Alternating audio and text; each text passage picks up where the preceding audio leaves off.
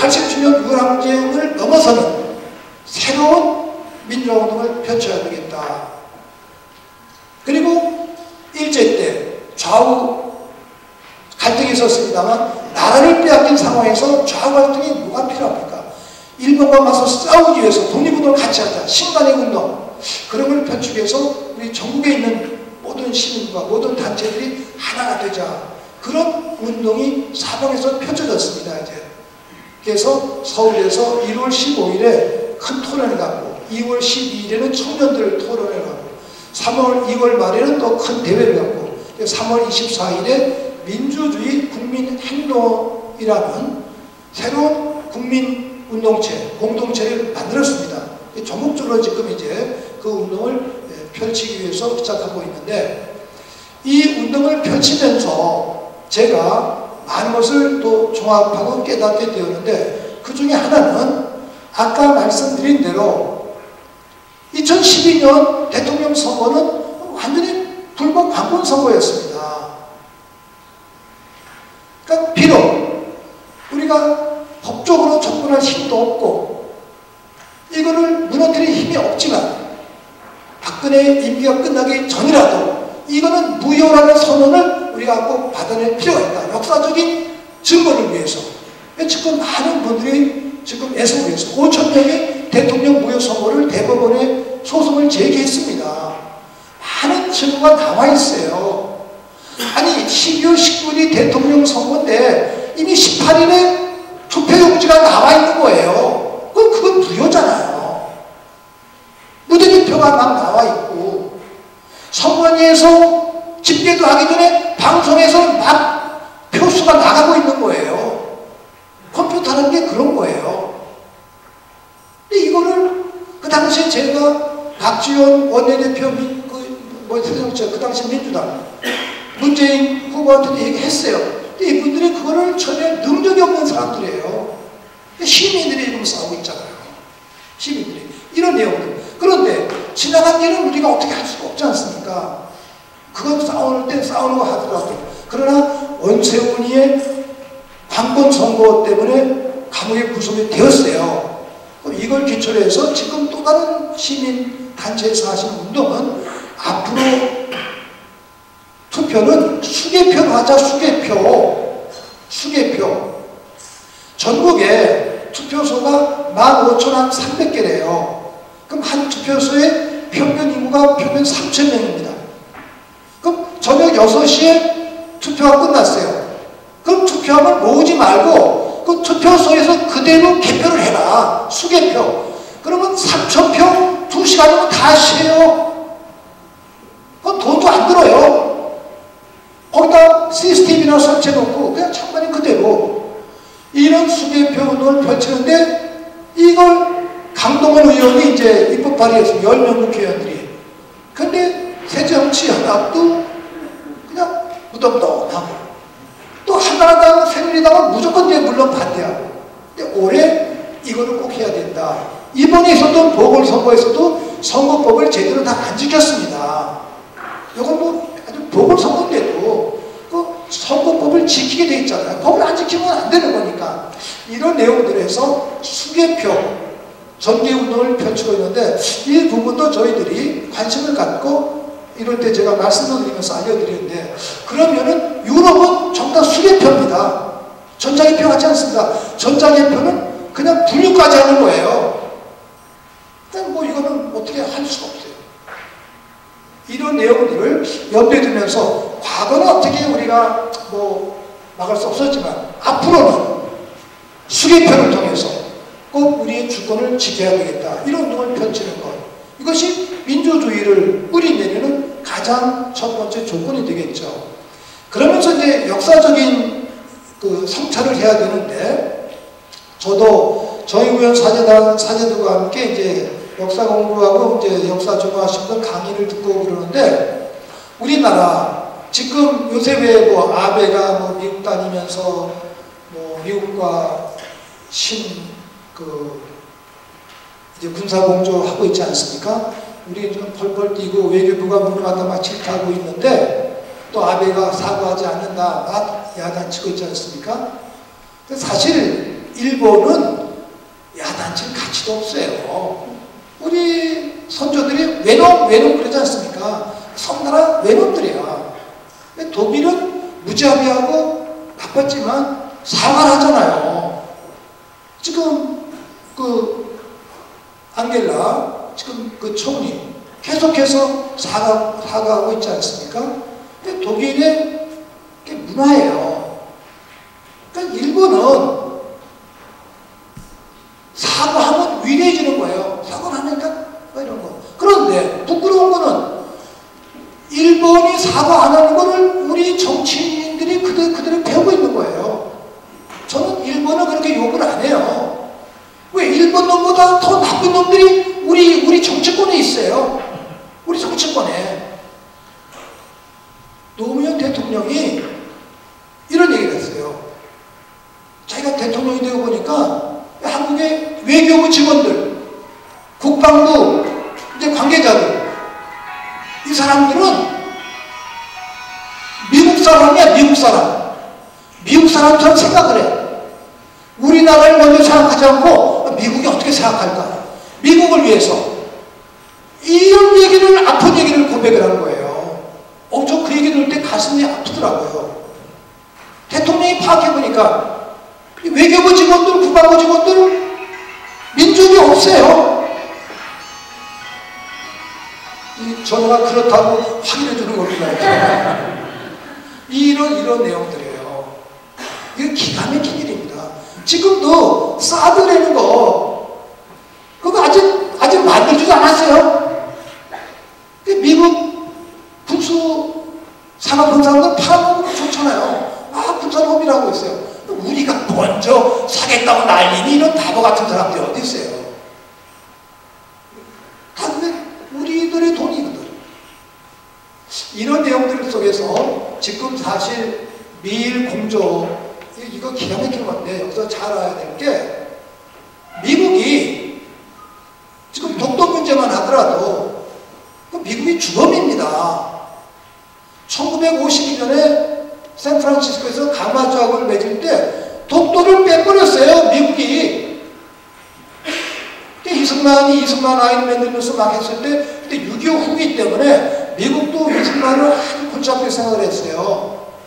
근데 이승만은 뚝심으로 남아있게 지켰는데 1965년 박정희가 한일협정 할 때 독도 문제 김정은 비교하고 이거 폭파시키는 게 낫겠다라는 얘기들 했잖아요.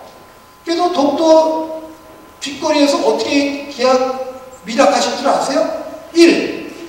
독도는 한국 땅이다. 2. 그런데 독도는 일본 땅이기도 하다. 이렇게 돼 있어요. 3. 그래서 독도는 그대로 놔두자. 그런데 우리가 거기다 뭘 좀 짓고 경찰도 더 많이 가고 그러니까 막 시비 걸면서 일본이 하게 된 건데 근거로 봐서는 국제재판에 가면 자료는 일본이 더 많이 가지고 있다는 거예요. 근데 이거를 얘기를 안 해. 국민들한테. 띠만 두르고 독도 우리 땅, 독도 우리 땅 악만 써. 그런다고 우리 땅이 됩니까? 이거를 역사적으로 국민들한테 알려줘야 될 거 아니에요. 안 알려주는 거예요. 그래서 저도 역사 보면서 이거는 미국이 주범이고 일본도 주범이고 박정희가 또 주범이다. 한일협정이 그런 겁니다. 이제 기가 막힌 내용들이 이거 하나만 가지고도. 그래서 일본이 사실은 사과하라 그러면은 속으로 웃고 있는 거예요. 지네들은 지네 국민한테 잘못한 거 사과도 안 하고 세월호 참사 이렇게 막 속이는 놈들이 뭐 우리 보고 사과를 하라 그래 웃기는 놈들아 이러고 있는 거예요.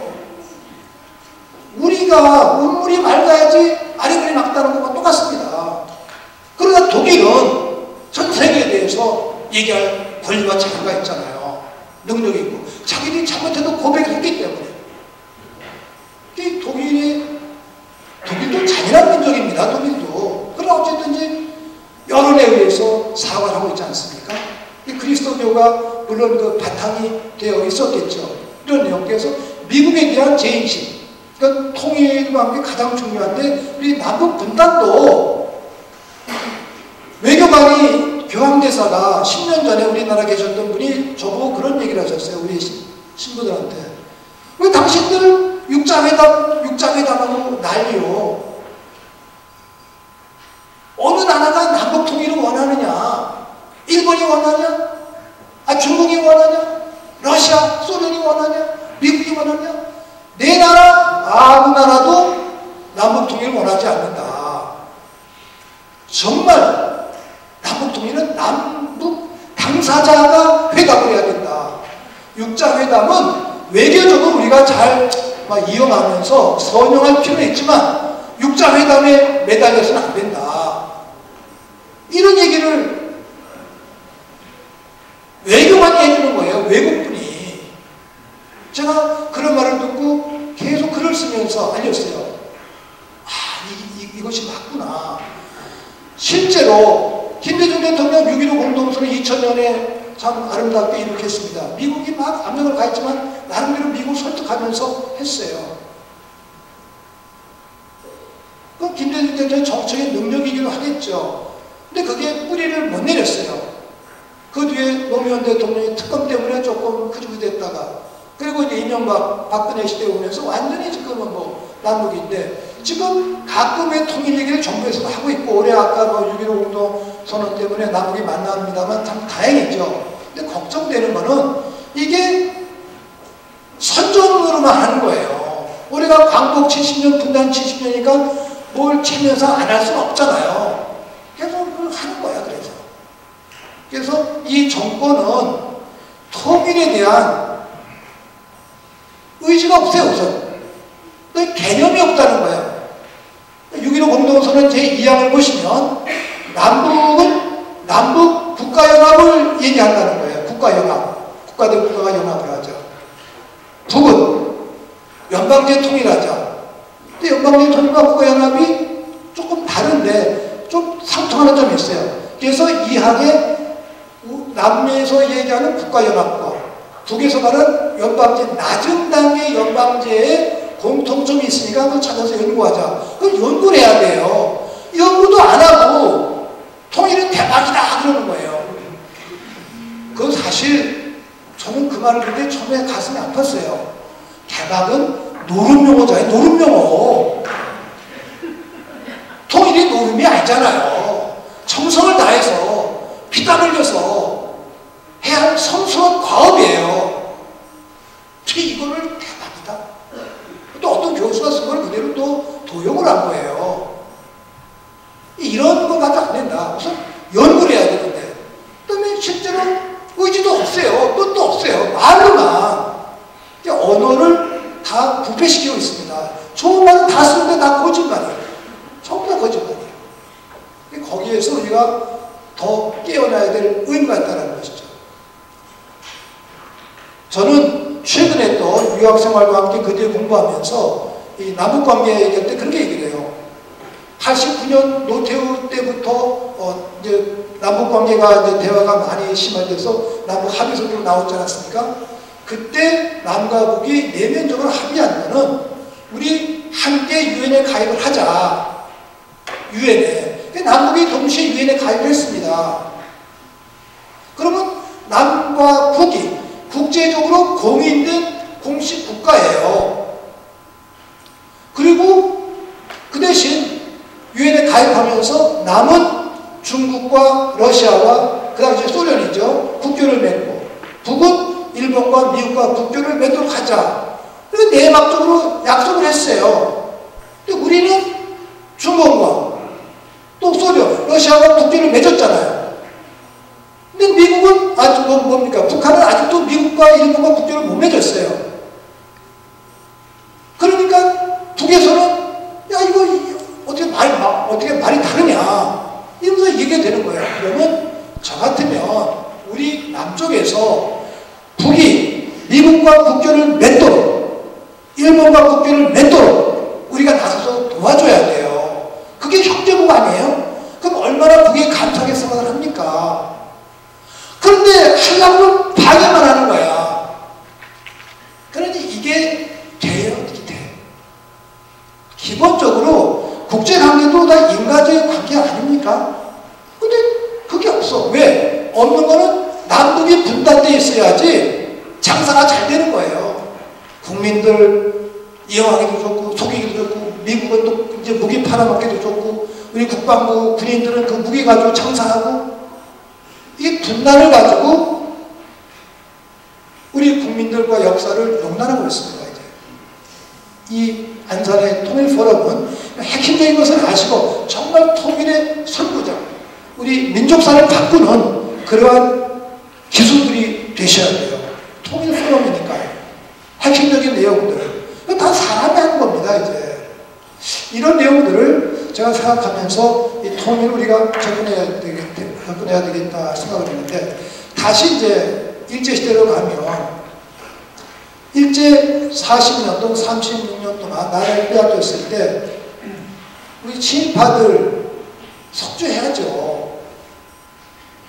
그런데 속죄가 안 돼 있습니다. 속죄가 안 됐기 때문에 1945년 해방이 되었다지만 1945년 해방은 아시는 대로 미완의 해방이에요. 그때 일본기가 내려오면서 올라간 국기는 태극기가 아니었습니다. 미국기였어요. 미국의 식민지예요. 3년 동안 군정시대 때는 이 부분을 우리가 분명히 인식해야 된다. 그 미국 포고도에 나와 있어요. 그 다음에 그 미국이 쓴 자들은 바로 일본의 관리를, 친파들을 다 군정의 관리로 썼습니다. 그러니 얼마나 기가 막혀요. 일본이 패망했다지만 미국과 함께 우리나라를 지배한 지도층은 역시 다 친파예요. 그 친파가 이승만과 손잡고 만든 게 한민당이고 그 다음에 자유당이에요. 그게 그렇게 이루어진 슬픈 우리 대한민국의 아픈 역사, 이 부분을 우리가 늘 마음속에 되새어야 되겠죠. 실제로 남북 분단 누가 만들었습니까? 미국과 소련이죠. 근데 그 원인 제공은 일본이에요. 그럼 이런 원인, 역사적으로 우리가 왜 정말 분단이 되었나? 일본의 침략, 남북 분단은 바로 미국과 소련이다. 이 부분. 소련에서, 소련군들은 일제는 북한에서 다 나갔잖아요. 여전히 미국은 여기 남아있어요. 그리고 또 군사작전권, 이 기가 막힌 노릇이죠. 2012년에 군사작전권을 환수하기로 노무현 대통령 때 확약을 했어요. 2012년 벌써 지나갔습니다. 근데 이명박이가 되더니 10년으로 미뤘어요. 미루더니 다시 또 이 사람이 되더니 2020년으로 무한대 연기해서 무한히 연기해버린 거예요. 그래서 이번에 한일, 미일 군사 협력 지침에서 문제가 되는 거는 우리 군사 작전권은 미군이 가지고 있지 않습니까? 미군이. 그럼 미군이 가는 곳에 일본군은 언제나 따라갈 수 있다. 이렇게 돼 있어요. 미일 군사공조에. 그 군사작전에서 미군이 야 너희들 와 그러면 일본이 한국에 오는 거예요. 이런 기가 막힌 이러한 식의 내용들을 언론은 뭐 지적해야 한 두 줄, 석 줄만 지적하고 이건 전 국민이 들고 일어나야 될 그러한 대목이거든요. 이게 안 됩니다. 왜? 뭐 아시는 대로 박정희가 바로 만주군사관학교 출신의 일본 친일파, 또 그 딸이 현재 집권하고 있고, 또 새누리당 대표 김무성이, 또 그 아버지가 김영성, 역시 친일파 후손들이에요. 우리는 그런 의미에서 친일파, 친미파가 지금 잡고 있는 병든 체제입니다.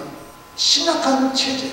이 부분을 우리가 해야 되는데, 제가 이렇게 말씀드리니까 어떤 분은 자꾸만 왜 옛날 얘기만 하시오, 옛날 얘기만 하시오 그래요. 그래서 제가 우리가 한 가정에서 가문을 얘기할 때 뿌리를 얘기를 해야 돼요. 신앙에서도 성수의 뿌리를 얘기합니다. 그런데 그 뿌리가 말하자면 기초와 기둥이에요. 근데 그런 거 없이 얘기하면, 민족 사관 없이 얘기하면 헛것이 되고, 지금 우리 세월호 참사에 대한 조사가 잘 안 되는 근본 원인이 바로 그 친일파, 독재자인제, 분단 세력이 집권한 여기에 이유가 있는 겁니다. 근본적으로. 근데 이런 내용까지 가야 되는데 이것만 진상규명하자 안 된다는 것이죠. 이제 이러면서 역사적인 재정립, 그것이 대단히 필요하다라는 것을 제가 함께 확인하고 싶었습니다. 두 번째는 이승만과 박정희 또 전두환으로 이어지는 독재 체제, 이 부분은 우리가 다 싸워왔었는데 다시 지금 독재로 회귀하고 있지 않습니까? 이 부분. 그래서 일제 잔재를 청산하지 못한 것과 똑같이 아직도 우리가 독재 잔재를 청산하지 못했다. 그대로 쓰레기가 온 거예요. 그래서 그 두 개 합해가지고 분단 세력, 요새는 툭 하면 뭐 종북 그러잖아요. 아, 지금 종북이 어디 있어요? 종북이. 근데 그게 영업이 아니야. 입만 열면 종북이야. 우리에게는 민족이 있어요. 민족. 동족이 있습니다. 그래서 특히 요 종북이나 친북이나 용공을 얘기하는 분들의 뿌리를 잘 찾아가 보세요. 그분들의 뿌리는 전부 다 독재잔재, 친일잔재들의 후손들입니다. 이제 이런 내용들 전국에서 저는 민족운동지원사업에서 일하면서 현재 지금 민족문제연구소에서 일하면서 역사적인 바른 그 역사관이 필요하구나. 정의로운 역사관. 친일잔재를 청산하고 독재잔재를 청산하고 분단 세력을 꼭 청산해야 되겠다. 이 세 가지 내용. 거기서 이제 네 번째, 최근에 제가 정치학자들하고 대화하면서 배운 내용들인데, 요새 이제 조금 진보적인 그 경제학자들 얘기해요. 신자유주의, 이게 참 문제다. 제가 이 민주주의를 강조했더니 한 교수님이 저보고, 신부님, 민주주의로서만은 안 되는 게 있습니다. 이 경제논리, 신자유주의를 탑하면서 재벌도 개혁해야 되고 부패 관리도 우리가 개혁해야 됩니다. 세제도 개혁해야 됩니다. 이렇게 말씀하시는 거예요. 그러면서 김대중 대통령, 노무현 대통령, 물론 좋은 일을 많이 하셨지만 그분들에게 한계가 있습니다. 그 한계를 넘어서야 됩니다. 김대중 대통령 시절에 IMF 극복하기 위해서 노력을 했지만 결과적으로 그때 바로 신자유주의가 우리나라에 뿌리를 내렸습니다.